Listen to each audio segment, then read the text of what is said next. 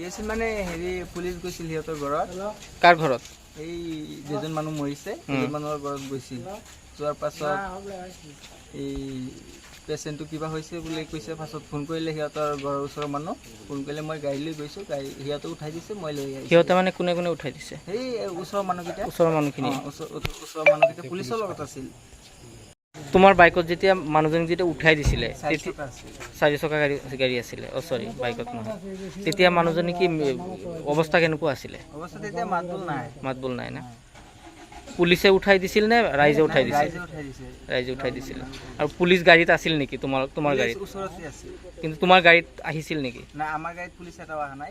আমি বাইককাই দুজন আহিছোঁ। আমি তোমাৰ গাড়ীত পঠাইছে মানে? ইয়াত হস্পিটেলত আহিছিল নে?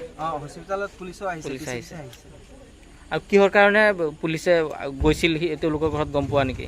কিবা কেছ আছিলে বুলি কৈছে। কেছ আছিল? ল'ৰাটোৰ নামত কিবা কেছ আছিলে, সেইকাৰণে ল'ৰাটোক ধৰিব গৈছিলে। ল'ৰাটোক পাইছে নেকি? ল'ৰাটোক পোৱা নাই। কিছু না কৰিছিল তোমাৰ নাজানো। মোৰ বহিন মানে হাত তুলি মৰিছে, তাৰ কাৰণে তাক দম দিছে। কোনে দম দিছে? থানাৰ পুলিচ উচিত। পুলিচ গৈছিল, ঘৰত গৈছিল? পুলিচ গৈছিল ঘৰত। ঘৰত গৈ দম দিছে? দম দিছে।